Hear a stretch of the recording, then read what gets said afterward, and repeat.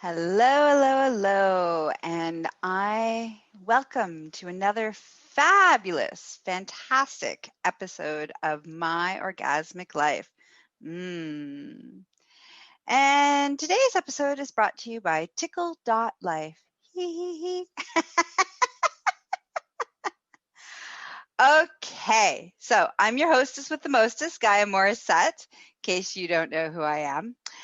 And I want to talk to you about, this is the second part. Well, it's not really the second part, but I've been talking about penises and how partners of penis owners and our experiences with, some problems with the penis when the penis isn't always cooperative. So the last episode I talked about PE or RE, which stands for, PE stands for premature ejaculation, not, physical education. And RE stands for rapid ejaculation. Today, we're doing a lot of, using lots of letters. Today, we are going to talk about ED, which does not stand for a short form for education. It stands for erectile dysfunction. Basically, the clinical term for my penis, the penis has not showed up to the party, or showed up to the party and left the party prematurely. Right? So that's what we're talking about today.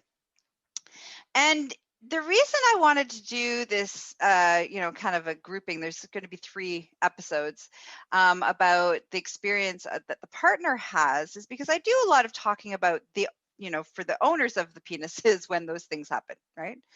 When your penis, erectile dysfunction, rapid ejaculation, delayed ejaculation, I've had lots of conversations about that, but I never really talk about the partner's experiences in that. And that's a really crucial piece in the puzzle. So where do I want to start with this? I'm going to start with my own personal experience. I'm going to tell you a story. Who doesn't like a story, right? Sit back, relax. Also, before I get into my story, if at any point you start to become triggered by what I'm talking about, please do what you need to do to take care of yourself. And if that means turning me off, then that's okay. I won't take offense. All right? Do what you need to do. Self-care. All right. So, as somebody who's spent a lot of time with penises, I've been on the receiving end of many penis experiences. And one of the penis experiences that I've been on the end of, quite a few times is the penis not showing up for the party. So erectile dysfunction. I hate using erectile dysfunction because it's like so bad. So I prefer to use the term penis not showing up or not being cooperative. Because that is easier for us to, change, course correct than dysfunction. Dun, dun, dun. All right. So that's the language that I choose to use. And this is why I choose to use that language. It's way more fun and playful, and it's not so, no one's failed. Okay. All right. So back in the day, long time ago. That's right. In a couple of weeks, I turn 46. So long time ago. I remember struggling, like emotionally struggling with feeling like it was my fault when my partner's erection wasn't either sustaining itself or not showing up at all. And I remember how awful that felt. So that's what I want to share, because, we don't talk about this. This compounds what's happening with the penis. Okay. And because I was taught, like most of us was taught, that you know, if the penis shows up, then that means there's attraction. The penis doesn't show up means that the person isn't turned on, which is not true. I know that's what we've been taught, but that's not necessarily true at all. There are a zillion different reasons why the penis doesn't show up to the party, whether it's physiological because of medication, because of illness, because of, disease going on in the body, or it could be for psychological. There's tons of psychological reasons why the penis doesn't show up to the party or doesn't stay at the party, isn't cooperative. Everything from intimacy issues to, feeling fear that the penis isn't going to show up. So one of the most common things actually in the world of erectile dysfunction, ED, is that we'll see that the penis doesn't show up once, okay? For whatever reasons, tired, there's a huge long list of reasons. Tired, stressed, worried, physical, something's going on, sick, nothing major, but it just happens once because that's just what happens sometimes. Body is not always cooperative with what we want. And in that, because it happens once, so then the what happens often, not always, but this is one of the causes that I've seen often with my male clients, my penis owners, is that it happened once and now they're terrified it's going to happen again. And because they're terrified that it's going to happen again, they make it happen again because they're terrified. So the whole time they're stressed out and freaking out about what if it doesn't show up? What if it doesn't show up? What if it doesn't show up? Which is none of that is sexy. And so then it doesn't show up.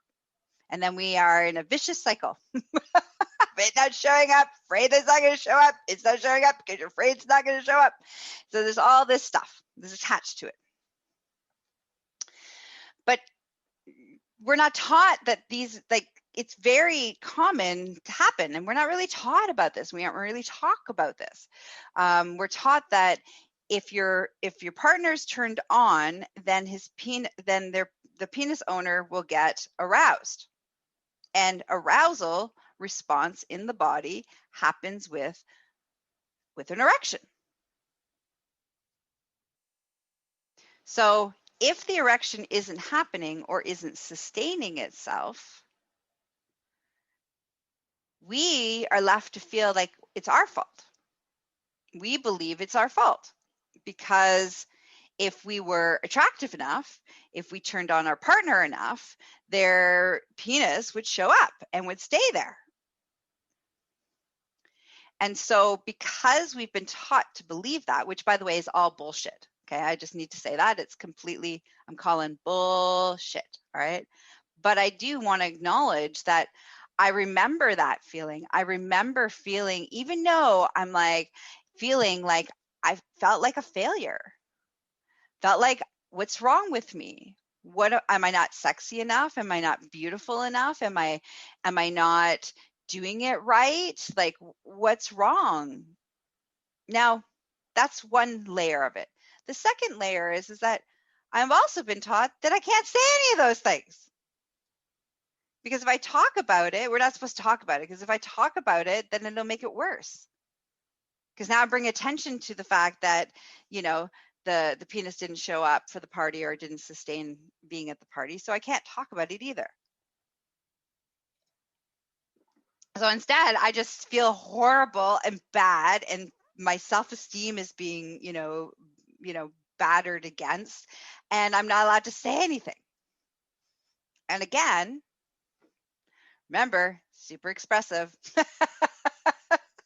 So I may not be saying anything, but my body is saying a lot of stuff. My facial expression is saying everything. My nonverbal cues are saying everything, that I'm hurt and I'm devastated and I'm angry and I'm frustrated and I'm like all of the emotions that I'm having. but I'm not allowed to say any of those things, so I have to express them. And then, it just makes it worse. It compounds on top of each other, on top of each other, on top of each other, on top of each other, until it's this elephant in the room that interferes in even wanting to have sexual experiences. Now, the other problem of why this set me up and set most of us up to have this experience, because I'm not alone in this. I hear this from, clients all the time, is that we expect that in order for sex to happen, sex means intercourse. Sex means penetrative experiences. And if the penis isn't hard and doesn't stay hard, we can't have penetrative experiences. So that's why there's so much pressure.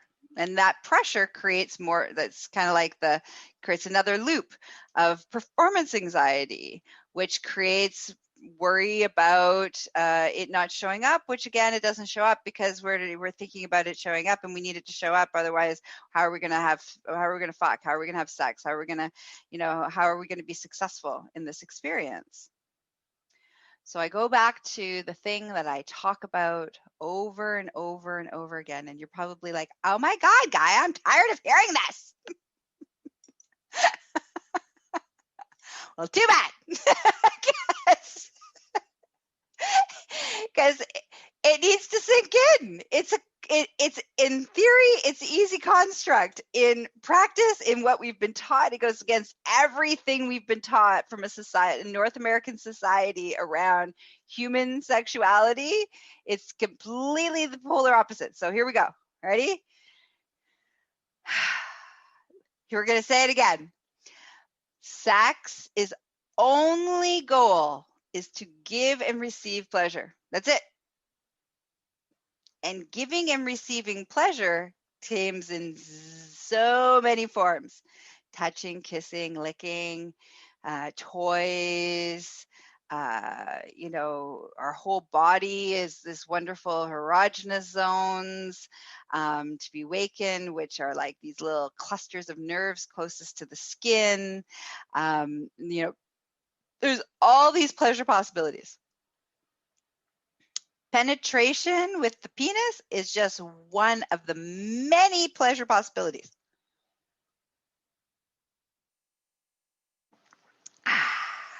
Okay? So,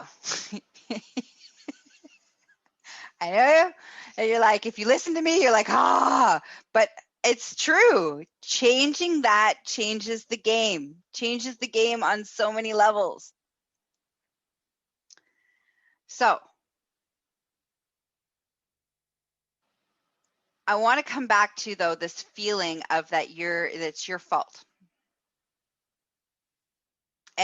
Or anybody's fault for that matter, like whether it's the penis owner or the person on the receiving end of the penis, is that it's no one's fault. It's just what's going on. And it can ruin your sexy time. It can ruin your sexual experience. It can make you feel horrible. Both of you can feel like shitty and crappy and like failures and losers. You can feel all these feelings. If you want, you can feel those feelings. I'm not going to deny you to feeling those feelings.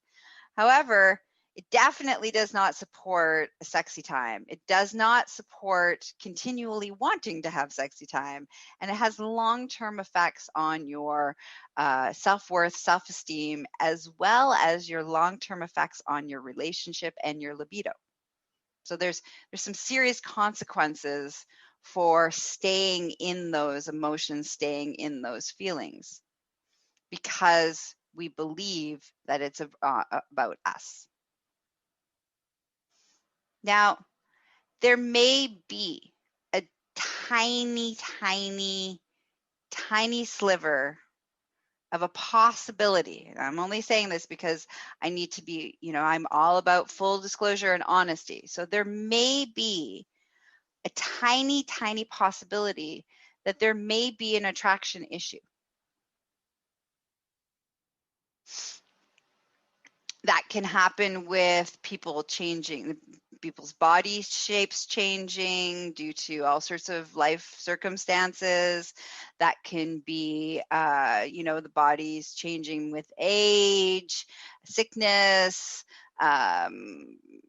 weight gain, weight loss, muscle gain, muscle loss, some of those things.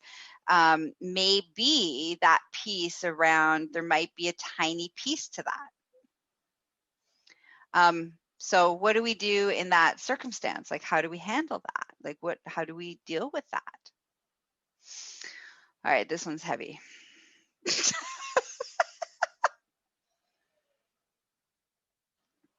Well, couple things. One,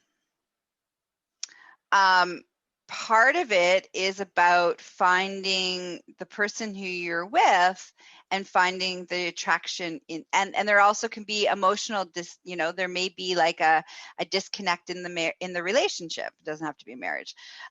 In the relationship, there might be a disconnect in intimacy. There might have been some emotional betrayal. There's a lot of variables that might be affecting from the fact that I am not actually attracted to my partner right now.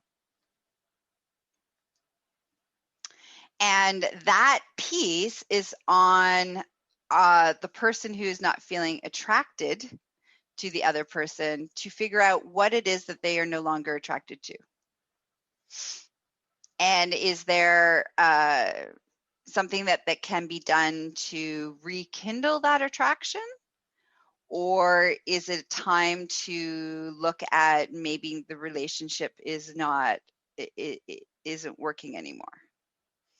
But that I would highly recommend, if you're at that space and around that, and that there is some truth, if there's truth to the fact that you are no longer attracted to your partner, and that seems to be is one of the reasons why your penis isn't showing up to the party, then I highly recommend you reaching out for some support to figure out what's going on there, so that you can have help navigating that. Because going to your partner and saying, yeah, you know what, it is you, I'm not attracted to you anymore. Unless you're ready to end your relationship and never have sex time with your partner again. I'm all for complete honesty, because, I'm all about the honesty, but there's ways in which we can either create lasting harm or we can do it in a way that's healthy. Okay. And so that conversation, first of all, you need to figure out a lot of stuff before you're going to have that conversation, and how to go about having that conversation in a way that's respectful and honoring of yourself and your partner's self or partners. Okay. So please either reach out to me or somebody like me a professional to help you navigate that piece. Okay, so coming back to our own feelings. Now, how we react to this, I've heard a lot of people, penis owners, talk to me about the reaction of the partner. So, like I was saying, because we've been trained and taught to believe that if our partner's penis doesn't show up, that it is our fault, and that they are not attracted to us, and they are not attracted to us, and it's our fault. And so the feelings of hurt and devastation and self-worth and self-esteem, it hits hard. It does. It hits hard, and we believe it and we feel it, and it's awful. Awful to feel that. So we either keep it to ourselves, and it comes out in our body language and in non-spoken ways, or what ends up happening, some of the other things, byproducts of that feeling, of that experience, of that believing, that is a lashing out, usually passive aggressively in a fight. Like bringing it up and randomly bringing it up and throwing it in your partner's face in a passive aggressive way. That often happens. Not cool, by the way, not cool. Another way those feelings can manifest themselves is to be outright angry and disrespectful and somewhat abusive about, attacking your partner, and being angry about it. And it also can be a part of that anger can be a deflection from how we're really feeling. So it may be like, instead of the fact that we feel like there's something wrong with us, we may turn that around and make the other person feel like it's their fault and be really cruel about it. So these are some of the things that I've seen happen because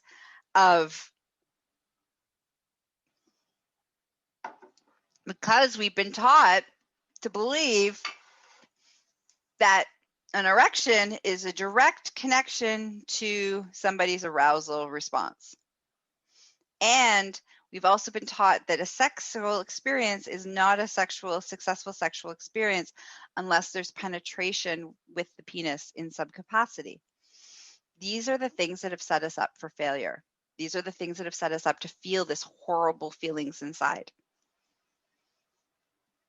Okay, so what do we do about this? Well, one, we change the narrative, change our belief systems. That's number one. Change that's, again, sexual experience about giving and receiving pleasure that can happen in many capacities, and it doesn't necessarily have to have anything to do with penetrative sex in any capacity. That frees everybody up. So the penis shows up, great. Penis doesn't show up, doesn't matter. Everybody's still having a good time.